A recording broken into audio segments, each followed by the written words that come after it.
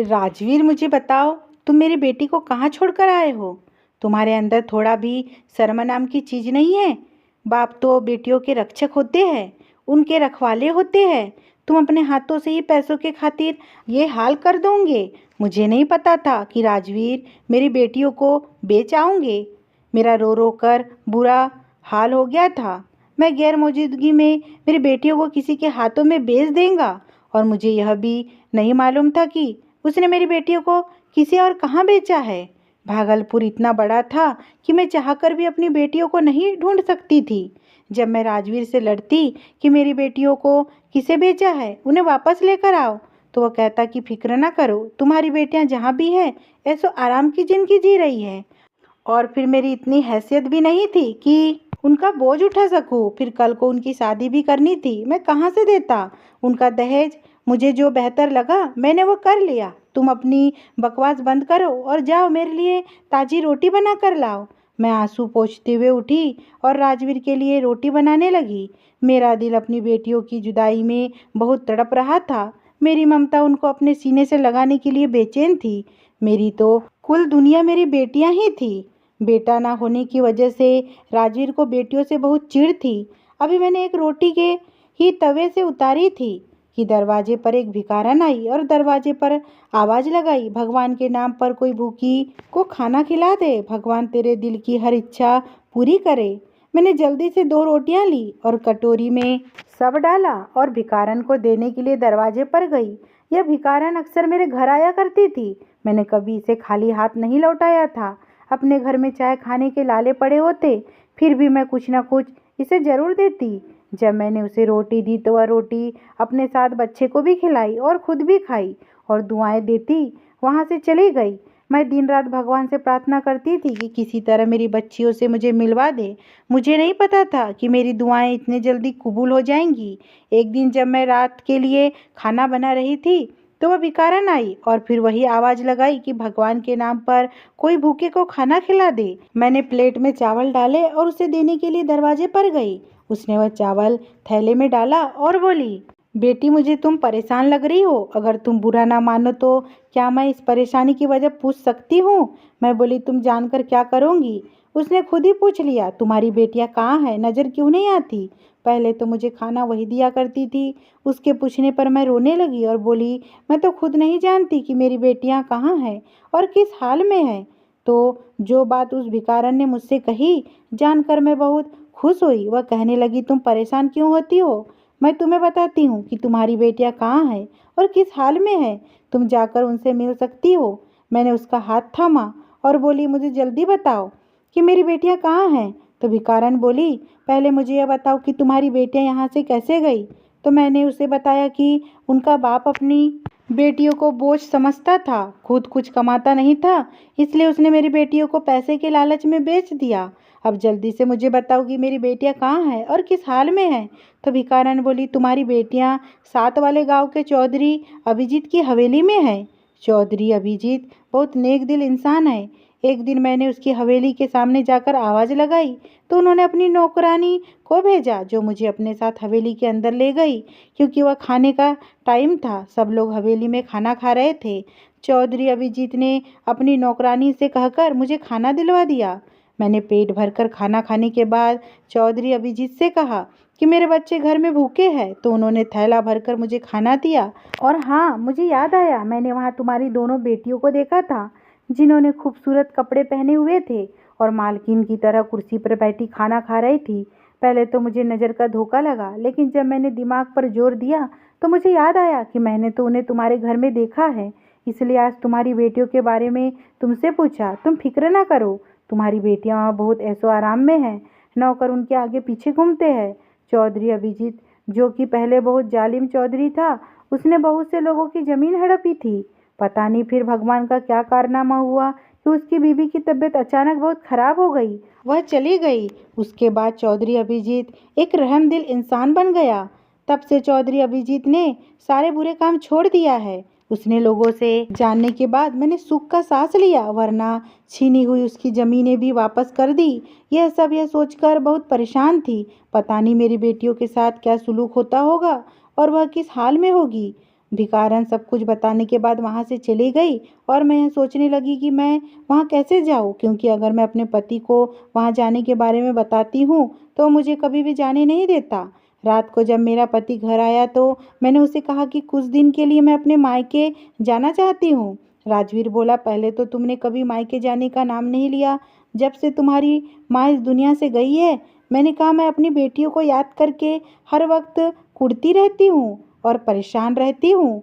वहाँ जाऊँगी तो मेरा दिल भी बहल जाएगा। कुछ दिन रहने के बाद मैं वापस आ जाऊँगी। राजवीर मान गया। उसने किराए के लिए मुझे कुछ पैसे थमाए थे। मैंने जल्दी से कुछ कपड़े साथ लिए और घर से निकल गई। पूछते पूछते मैं उस गांव तक पहुंची। मुझे चौधरी अभिजीत की हवेली का पता नहीं था। मैंने कई औरत से पूछा कि चौधरी अभिजीत की हवेली कहाँ है। वह बड़ी हैरत से मेरी तरफ देखने लगी और बोली, तुम कहाँ से आई हो और चौधरी अभिजीत की हवेली को क्यों पूछ रही हो? मैंने उनसे यह बात छुपाई कि मैं अपनी बेटियों के लिए यहाँ आई हूँ। मैं बोली, इस दुनिया में मेरा कोई आगे पीछे नहीं है। सुना है चौधरी अभिजीत बहुत नेक दिल इंसान है, गरीबों की बहुत मदद करता है, बेसहारों को सहारा देता है। मेहरबानी करके आप मुझे चौधरी अभिजीत की हवेली का पता बता दें। उस औरत ने मेरे साथ एक बच्चा भेजा जो मुझे चौधरी अभिजीत की हवेली के सामने छोड़कर वापस चला गया। वह हवेली कम और कोई महल ज़्यादा लग रहा था। मैं हवेली के गेट के सामने खड़ी हवेली को बहुत हैरत से देख रही थी, क्योंकि बहुत खूबसूरत थी। गेट पर दो बड़ी बड़ी मूछों और बड़े बड़े बालों वाले गार्ड खड़े थे। उनमें से एक मेरे करीब आकर बोला, हाँ बहन, क्या चाहिए? खड़ी क्या देख रही हो? किससे मिलना है? गार्ड का इतना पूछने पर ही मेरे तो पसीने छूट गए। मेरी टांगें काँप रही थी। मैं काँपते हुए आवाज़ में बोली, भाई मुझे चौधरी अभिजीत से मिलना है। वो बोला, क्यों मिलना चाहती हो? क्या काम है? मैं बोली, मुझे काम की ज़रूरत है। मैं बहुत अच्छा खाना बना लेती हूँ और घर के सारे काम कर लेती हूँ। तो गार्ड बोला, चौधरी अभिजीत तो किसी काम से गए हैं, तुम फिर आ जाना। मैं बोली, मैं बहुत दूर से आई हूँ। तो गार्ड बोला, ठीक है, तुम अंदर आ जाओ। वह मुझे अंदर ले गया और बोला, तुम यहाँ लॉन में बैठ जाओ। जब चौधरी अभिजीत आएंगे तो मैं उनसे तुम्हारी मुलाकात करवा दूंगा और यहीं बैठे रहना। अंदर जाने की कोशिश मत करना, वरना यह तुम्हारे लिए अच्छा नहीं होगा, क्योंकि चौधरी अभिजीत की इजाज़त के बगैर कोई भी अंदर नहीं जा सकता। वह गार्ड वहाँ से चला गया। मैंने लंबी सांस ली और चौधरी अभिजीत के आने पर ही अंदर जा सकते हैं, मैंने हाँ में सर हिला दिया और इंतज़ार करने लगी। लान जो कि हवेली के अंदर वाले हिस्से के सामने था, मेरी नज़रें बार बार हवेली के अंदर वाले हिस्से की तरफ जा रही थी। मैं दुआ कर रही थी कि काश मुझे कोई मेरी बेटी नज़र आ जाए, लेकिन वहाँ मेरी बेटी तो क्या, कोई और भी मुझे आता जाता नज़र नहीं आया। 3 घंटे इंतज़ार करने के बाद मुझे गाड़ी की आवाज़ आई तो मैं जल्दी से उठ खड़ी हुई। गाड़ी की आवाज़ आते ही गार्ड ने जल्दी से गेट खोला और गेट खोलते ही काले रंग की चमचमाती हुई गाड़ी गेट के अंदर दाखिल हुई। गाड़ी के पिछले हिस्से से 2 गार्ड निकले। उन्होंने जल्दी से गाड़ी का दरवाज़ा खोला तो चौधरी अभिजीत जल्दी गाड़ी से निकलकर अंदर चले गए। मैं भी चौधरी अभिजीत के पीछे अंदर जाने लगी तो गार्ड ने मुझे रोक लिया और बोला, तुम यहीं इंतज़ार करो, मैं चौधरी अभिजीत से इजाज़त लेकर आता हूँ, उसके बाद तुम अंदर जा सकती हो। मैं फिर वहीं पर बैठ गई और गार्ड के वापस आने का इंतज़ार करने लगी। कुछ देर के बाद गार्ड वापस आया और मुझे अंदर जाने के लिए कहा। मैंने अपने कपड़ों वाली गठरी उठाई और अंदर की तरफ चल पड़ी। अंदर जाने से पहले मैंने बड़ा सा घूंघट निकाल लिया था ताकि मेरी बेटियां मुझे पहचान ना सके और मैं देखूं कि मेरी बेटियां किस हाल में हैं। जब अंदर दाखिल हुई तो डर के मारे मेरा बुरा हाल था। सामने ही चौधरी अभिजीत सोफे पर टांग रखे बैठा हुआ था। मैंने जाते ही नमस्ते किया। नमस्ते के बाद चौधरी अभिजीत बोला, बताओ मैं तुम्हारी क्या मदद कर सकता हूँ? मैं बोली, चौधरी साहब मुझे काम की ज़रूरत है। तो वह पूछने लगा कि तुम कहाँ से आई हो? मैं बोली, पास वाले गांव से आई हूँ। मेरा इस दुनिया में कोई भी नहीं है। पहले मैं अपने गांव में किसी के घर पर काम किया करती थी, अब वो गांव छोड़कर चले गए हैं। मेरे पास कोई काम नहीं था तो मुझे किसी ने आपके बारे में बताया कि तुम्हें वहाँ ज़रूर काम मिल जाएगा। चौधरी साहब घर का सारा काम कर लेती हूँ और खाना भी बहुत अच्छा बना लेती हूँ। आपकी मेहरबानी होगी अगर आप मुझे काम पर रख ले। कुछ देर सोचने के बाद चौधरी बोला, मेरी हवेली में पहले ही बहुत नौकर है, मुझे अब नौकर की ज़रूरत नहीं है। यह लो, कुछ पैसे हैं, रख लो। मेरे गार्ड को अपना पता बता दो, तुम्हें इतनी रकम हर महीने मिल जाया करेंगी। मैं बोली, नहीं चौधरी साहब, मुझे खैरात नहीं चाहिए। अगर आप मुझे काम पर रख लो तो मुझे पैसे कबूल है, वरना मैं ये खैरात के पैसे नहीं ले सकती। तो चौधरी ने अपनी नौकरानी को आवाज़ दी। नौकरानी दौड़ी हुई आई और बोली, जी चौधरी साहब। चौधरी अभिजीत बोला, आज से सफाई का सारा काम यह नौकरानी देखेंगी। मैं बोली, चौधरी साहब आपका बहुत शुक्रिया, सच में आपका दिल बहुत बड़ा है। नौकरानी मुझे अपने साथ ले गई, मुझे सारा काम समझा दिया। उस दिन तो मैंने कोई काम नहीं किया क्योंकि वो मेरा पहला दिन था। काम समझाने के बाद नौकरानी ने मुझे मेरा क्वार्टर दिखाया, जो कि नौकरों के रहने की जगह थी। क्वार्टर में हर सहूलियत मौजूद थी, जो चौधरी अभिजीत के नेक और दयालु होने का सबूत थी। अगले दिन भोर में रजनी ने मुझे जगाया। रजनी उस हवेली की पुरानी नौकरानी थी। उठने के बाद पूजा की और भगवान के सामने रोकर प्रार्थना की कि वह मुझे मेरी बेटियों से मिला दे। उसके बाद मैं अपने काम पर लग गई। तमाम कमरों की सफाई करने के बाद जब मैं आखिरी कमरे की सफाई करने के लिए उस कमरे की तरफ गई तो एकदम से मुझे पीछे से रजनी की आवाज़ आई, उस कमरे में मत जाना। मैं बोली, बस इस कमरे की सफाई रह गई है। तो वो बोली, इस कमरे में किसी को भी जाने की ज़रूरत नहीं है। मैं बोली, क्यों रजनी? बोली, मैं तुम्हें यह बताना ज़रूरी नहीं समझती, अभी तुम नई नहीं हो, धीरे धीरे सब कुछ पता चल जाएगा। नीचे जो सफाई रह गई है वह कर लो और दोबारा इस कमरे में जाने की गलती मत करना। चौधरी का हुक्म है कि कमरे में किसी को भी ना जाने दिया जाए। मैंने सफाई करने के बाद रजनी के साथ मिलकर खाना लगवाया।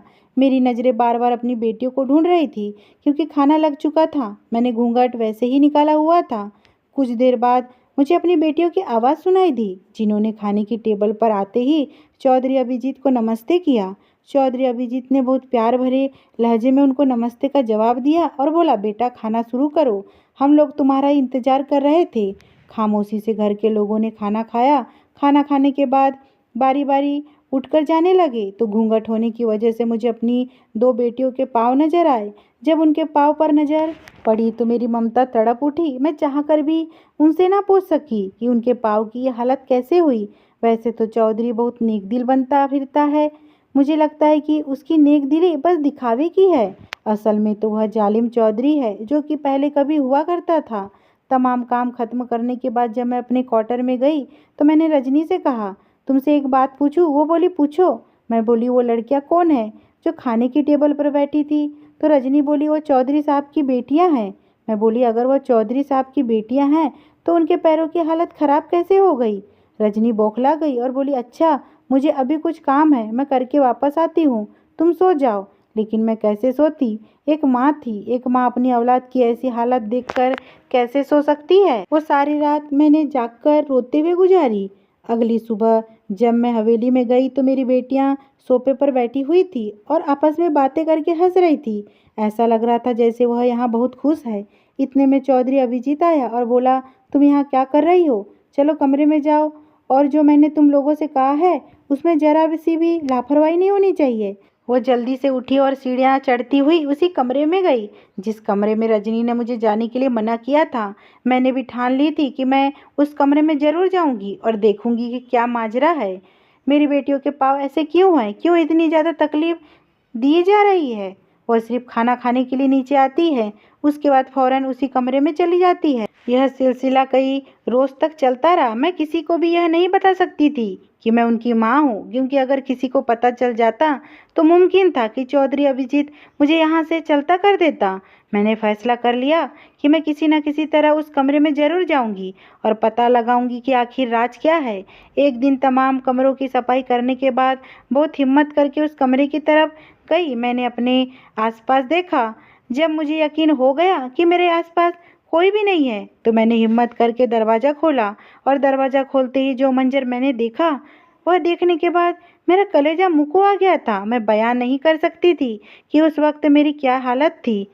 उसी वक्त मेरे पीछे से किसी की आवाज़ आई, तुम्हारी हिम्मत कैसे हुई इस कमरे तक आने की? मैंने जल्दी से दरवाज़ा बंद कर दिया। पीछे मुड़कर देखा तो चौधरी अभिजीत बहुत गुस्से से मुझसे बोले, क्या तुम्हें किसी ने नहीं बताया कि इस कमरे में किसी को भी जाने की इजाज़त नहीं है? मैं घबरा कर बोली, जी बताया था, मैं सब कमरों की सफाई कर दी थी तो मैंने सोचा कि इस कमरे की भी सफाई कर दूं। चौधरी अभिजीत मुझे उंगली दिखाते हुए बोले, खबरदार आज के बाद इस कमरे के आसपास भी नजर आई तो मुझसे बुरा कोई नहीं होगा। अब जाओ यहाँ से, जाकर अपना काम करो। मैं रोते हुए वहाँ से चली गई। रजनी जो यह सब सुन रही थी मुझसे बोली, मैंने तुम्हें मना भी किया था। साहब ने इसी गलती की वजह से कई नौकरों को नौकरी से निकाल दिया और हो सकता है कि तुम्हें भी नौकरी से निकाल दे। उस कमरे में ना जाना, क्योंकि वहाँ किसी को भी जाने की इजाज़त नहीं है चौधरी, क्योंकि चौधरी साहब को बिल्कुल भी यह गवारा नहीं कि उस कमरे के आसपास भी भटके। मैं रजनी से बोली, भगवान के वास्ते कुछ करो, मेरे पास तो कोई और ठिकाना भी नहीं है कि मैं वहाँ चली जाऊँ। बोली, मैं कुछ नहीं कर सकती हूँ, मैं तो खुद एक नौकरानी हूँ, मेरी क्या औकात है। इतने में चौधरी अभिजीत नीचे आया तो मैं उनके पाँव पड़ गई। चौधरी साहब, भगवान के वास्ते मुझे माफ़ कर दे, आज के बाद ऐसी गलती नहीं करूँगी, बस मुझे नौकरी से ना निकाले, मेरा और कोई ठिकाना नहीं है। चौधरी बोला, अच्छा ठीक है, जाओ जाकर अपना काम करो, मुझे कभी शिकायत का मौका नहीं मिलना चाहिए। अगले दिन हवेली को रंग बिरंगे फूलों से सजाया जा रहा था। रजनी मुझसे बोली, सुमन, आज पूरे घर की अच्छी से सफाई करने के बाद किचन में आ जाना, खाना बनाने में मेरी मदद करना, क्योंकि आज ज़्यादा लोगों का खाना बनाना है। मैंने हाँ में सर हिला दिया और अपने काम में लग गई। सफाई का काम खत्म करने के बाद मैं रजनी का हाथ बटाने किचन में चली गई। मैं रजनी से बोली, आज इतने इंतजाम क्यों हो रहा है, क्या कोई आ रहा है? तो रजनी बोली, चौधरी साहब के सब बेटे जो कि पढ़ने के लिए विदेश गए हुए थे, आज सब इकट्ठे हो रहे हैं। इसी खुशी में हवेली को सजाया जा रहा है और चौधरी साहब ने हुक्म दिया है कि खाना बहुत अच्छा होना चाहिए, क्योंकि उनके बेटे काफ़ी सालों बाद हवेली आ रहे हैं। इसलिए चौधरी साहब चाहते हैं कि किसी चीज़ में कोई कमी नहीं होनी चाहिए। अच्छा, तुम जल्दी जल्दी हाथ चलाओ और अपना यह घूंघट उठा दो, यहाँ मेरे अलावा कौन दूसरा है। मैंने अपना घूंघट उठाया। रजनी बोले, अच्छा तुम सलाद बना दो। मैंने सलाद बनाने के बाद बर्तन साफ किए।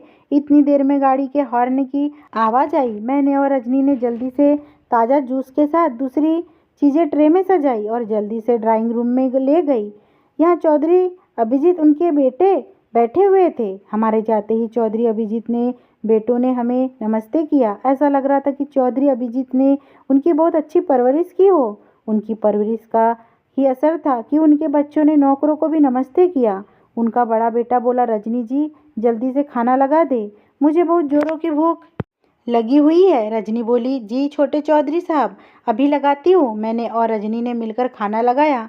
चौधरी अभिजीत और उनके बेटे खाना खाने लगे। आज मेरी बेटियाँ खाने की टेबल पर मौजूद नहीं थी और यह बात मुझे परेशान कर रही थी। मैंने यह तय कर लिया था कि आज रात सबके सोने के बाद मैं उस कमरे में ज़रूर जाऊँगी, चाहे मुझे उसके लिए नौकरी ही छोड़नी पड़े। मैं यहाँ आई भी तो अपनी बेटियों के लिए ही हूँ। जब सबने खाना खा लिया तो चौधरी अभिजीत के बेटों ने खाने की बहुत तारीफ की। चौधरी साहब बोले, रजनी यह खाना किसने बनाया है? रजनी बोली, चौधरी साहब खाना मैंने और सुमन ने बनाया है। चौधरी अभिजीत बोला, आज मैं बहुत खुश हूँ क्योंकि मेरे बेटे कामयाबी के बाद घर लौटे हैं और तुम दोनों ने खाना इतना अच्छा बनाया कि मांगो जो मांगना है। रजनी बोली, चौधरी साहब मुझे कुछ नहीं चाहिए, भगवान के बाद आपका दिया हुआ सब कुछ है मेरे पास। इससे पहले कि चौधरी अभिजीत मुझसे पूछता, उनका बेटा बोला, पापा मम्मी कैसी है, डॉक्टर क्या कहते हैं? चौधरी अभिजीत बोला, मुझे उम्मीद है कि तुम्हारी माँ बहुत जल्दी ठीक हो जाएंगी, क्योंकि एक दफ़ा कोमे से बाहर आई है लेकिन फिर कोमे में चली जाती है। डॉक्टर ने तो उम्मीद दिलाई है कि आने वाले दिनों में नहीं तो महीनों में तुम्हारी माँ बिल्कुल ठीक हो जाएंगी। फिर उनका ख्याल भी तो इतने अच्छे तरीके से रखा जा रहा है। उनके बेटे बोले, हम अपनी माँ को देखना चाहते हैं। तो चौधरी साहब बोले, चलो मेरे साथ। वह उठकर जाने लगे तो मैं बोली, चौधरी साहब मुझे आपसे कुछ मांगना है और मुझे उम्मीद है कि आप मुझे खाली हाथ नहीं लौटाएंगे। तो चौधरी अभिजीत बोला, बताओ क्या मांगना चाहती हो? मैंने चौधरी अभिजीत के सामने अपनी झोली फैलाई और बोली, चौधरी साहब मेरी झोली में मेरी बेटियों को डाल दे। चौधरी बोला, कौन सी बेटियां? तुम किन बेटियों की बात कर रही हो? मैं बोली, वो जो मेरे पति राजवीर ने आपको बेची थी, उसके बदले आपने उसे भारी रकम दी थी। मैंने तो सुना था कि मेरी बेटियां यहाँ बहुत ऐशो आराम में हैं और आप एक बहुत नेक दिल इंसान हैं, लेकिन जब मैंने उन्हें देखा तो मेरी ममता यह देखकर तड़प उठी। जब मैंने अपनी बेटियों के पाँव पर बड़े बड़े छाले बने हुए देखे जो कि पानी से भरे हुए थे। पता नहीं आप लोग कौन सा जुर्म मेरी बेटियों पर कर रहे हैं। मैं तो यहाँ अपनी बेटियों को बस देखने के लिए आई थी, लेकिन अब मैं अपनी बेटियों को अपने साथ ले जाए बिना वापस नहीं जाऊँगी। चौधरी अभिजीत खामोश रहा, चौधरी की तरफ देखने लगे। इतनी देर में मेरी बड़ी बेटी भागते हुए सीढ़ियों से नीचे आई और अभिजीत के बेटे सवालिया नज़रों से अपने बाप को, चौधरी साहब जल्दी आइए, चौधरानी साहिबा को होश आ गया है। ये सुनकर चौधरी अभिजीत बहुत खुश हुआ। उसने मेरी बेटी को ऊपर जाने के लिए कहा और मुझसे बोला, सुमन चलो हमारे साथ खुद देख लेना कि तुम्हारी बेटियां किस हाल में है। चौधरी अभिजीत उसी कमरे के सामने जाकर रुका जिस कमरे में जाने की किसी को भी इजाज़त नहीं थी। चौधरी अभिजीत और उनके बेटे कमरे के अंदर दाखिल हुए। मैं भी उनके पीछे पीछे चली गई। जब मैंने चोरी छुपके उस कमरे का दरवाज़ा खोला था तो मुझे मशीनरी के अलावा और कुछ नज़र नहीं आया था। वह मशीनरी जो कि अस्पतालों में मरीजों के लिए होती है। जब मैंने कमरे के दूसरी तरफ देखा तो मुझे देखकर बहुत हैरत हुई कि मेरी बेटी आराम से सोफे पर बैठी है।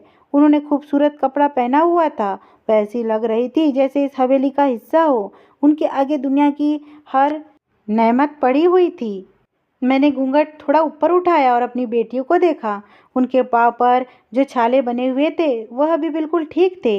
मेरी बेटियां सोफे से उठकर चौधरानी के बेट के इर्द गिर्द जमा थी। वो चौधरानी के होश में आने की वजह से बहुत खुश थी। चौधरी अभिजीत डॉक्टर से बोला, डॉक्टर साहिबा क्या अब मेरी बीबी खतरे से बाहर है? डॉक्टर बोली, जी बिल्कुल, अब आपकी बीबी पूरी तरह से ठीक है। तो चौधरी अभिजीत बोला कि यह सब इन बच्चियों की वजह से मुमकिन हो सका है जो कि दिन रात उसके सर पर पहरा देती थी। जैसे ही मेरी बीबी को थोड़ा सा होश आया तो इस बच्ची ने फौरन से फ़ोन करके आपको बुला लिया। डॉक्टर बोली, अच्छा अब मुझे इजाज़त दे, मैं कुछ दवाइयाँ लिख कर दे रही हूँ जो कि टाइम से इनको देनी है। लापरवाही बिल्कुल नहीं होनी चाहिए। रजनी डॉक्टर का बैग उठाई उसे बाहर तक छोड़ने के लिए गई। जब मैंने अपना घूंघट उठाया तो मेरी बेटियां मुझे अपने सामने देखकर हक्का बक्का रह गई। वह सब मुझसे लिपट कर रोने लगी। तो चौधरी अभिजीत ने प्यार से उनके सर पर हाथ रखा और बोले, सुमन तुमसे इनसे पूछ सकती हो कि हमने इनके साथ क्या जुर्म किया है? तो बेटियां बोली, नहीं अम्मा, इन लोगों ने हमारे साथ कोई जुर्म नहीं किया, बल्कि हम जब से आए हैं चौधरी साहब अपनी बेटियों की तरह हमसे प्यार करते हैं। हम मालकिन की तरह इस हवेली पर राज करते हैं। मैं बोली, तो तुम लोगों के पाँव पर जो छाले बने हुए थे वो कैसे बने? तो मेरी बड़ी बेटी बोली, अम्मा यह दोनों किचन में खाना बनाने के लिए गई थी तो गरम गरम घी इनके पाँव पर गिर गया। चौधरी अभिजीत और रजनी जी के मना करने के बावजूद भी यह दोनों खाना बनाने की जिद करने लगी थी। इनकी जिद की वजह से इन्हें तकलीफ उठानी पड़ी। अम्मा आप सोच भी नहीं सकती कि हम यहाँ कितने खुश हैं। वह तो भगवान का लाख लाख शुक्र है कि पापा ने हमें चौधरी अभिजीत को बेचा है। अगर किसी और को बेचते तो पता नहीं आज तेरी बेटियां कहाँ और किस हाल में होती। पापा ने तो मुड़कर हमारी खबर तक नहीं ली कि मेरी बेटियां जी रही है या मर गई है। उनसे अच्छे तो यह लोग हैं जिन्होंने गैर होते हुए भी हमें इतना प्यार दिखाया। और बोली, मगर तुम इस कमरे तक ही क्यों रहती हो? तो मेरी बेटियां बोली, चौधरानी साहिबा कोमा में थी, हम पाँचों ने उनकी देखभाल की, जिम्मेदारी ली, इसलिए हम इस कमरे से सिर्फ खाना खाने के लिए ही बाहर निकलती थी। चौधरानी ने मेरी बेटियों को अपने पास बुलाया और उनसे बोली, आज तुम लोगों की बदौलत ही मैं बिल्कुल ठीक हूँ। मैं तुम लोगों का यह एहसान जिंदगी भर नहीं उतार सकती। तुम लोगों ने मेरी इतनी देखभाल की है, चाहे मैं कोमा में थी, लेकिन आंखें खोलने के बाद सबसे पहले मैं तुम पाँचों को देखा है। मैं तुम पाँचों को हर वक्त अपने आसपास महसूस करती थी। चौधरी अभिजीत को गहरी सोच में डूबा हुआ देखकर चौधरानी बोली, अभिजीत साहब आप किन सोच में डूबे हुए हैं? मगर पता नहीं जैसा मैं सोच रही हूँ वैसा मुमकिन हो सकता है या नहीं। तो चौधरी अभिजीत का बड़ा बेटा बोला, हमें भी तो पता। तो चौधरी अभिजीत बोला, मैं कुछ सोच रहा हूँ, बोलो पापा आप क्या सोच रहे हैं? तो चौधरी अभिजीत बोला, अगर तुम पाँचों को कोई एतराज़ ना हो तो मैं अपनी पाँचों बेटियों की शादी तुम पाँचों से करना चाहता हूँ।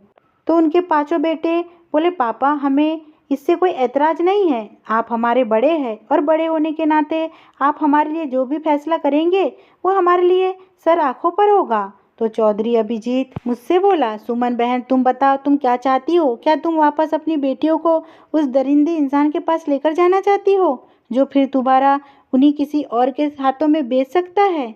सुमन बहन तुम मानो या ना मानो, मैं अपनी बेटियों को हरगिज नहीं जाने दूंगा। एक बाप होने के नाते मैं अभी और इसी वक्त उनकी शादी अपने बेटों से करूंगा, क्योंकि मुझे इनसे अच्छी बहुएं इस घर के लिए कोई और नहीं मिल सकती। चौधरी अभिजीत ने उसी वक्त पंडित को बुलवाया और बारी बारी मेरी बेटियों को शादी अपने बेटों से कर दिया, ये जानते हुए भी कि उनके बेटे विदेश से पढ़कर आए हैं और मेरी बेटियां बहुत कम पढ़ी लिखी है। शादी के बाद मेरी बेटियां मुझसे गले मिलकर बहुत रोई, तो मैं उनसे बोली, रो मत, तुम लोगों को तो खुश होना चाहिए, तुम लोगों को इतने अच्छे ससुराल वाले मिले हैं, तुम लोगों को माँ बाप की कमी महसूस नहीं होने देंगे। बस मेरी तुम लोगों को यही नसीहत है कि तुम चौधरी साहब और चौधरानी साहिबा की इज्जत और देखभाल करना, क्योंकि इन लोगों ने ही तुम बेसहारों को सहारा दिया। मैं रानी साहिबा और चौधरी अभिजीत से इजाज़त मांगी कि क्या मैं कभी कभार अपनी बेटियों से आकर मिल सकती हूँ। तो चौधरी अभिजीत बोला, क्यों नहीं सुमन बहन, यह तो तुम्हारा अपना ही घर है। तुम्हारा जब दिल करेगा तुम आकर अपनी बेटियों से मिल लेना। सबसे इजाज़त लेने के बाद मैं अपनी बेटियों को ढेरों दुआएं देती हुए अपने गांव की तरफ चल पड़ी, इस सुकून और इत्मीनान के साथ कि मेरी बेटियां खुशहाल ज़िंदगी जी रही है। अगर ये स्टोरी आपको पसंद आई हो दोस्तों और चैनल पे नए हो तो प्लीज़ चैनल को सब्सक्राइब कीजिए और वीडियो को लाइक कीजिए। धन्यवाद।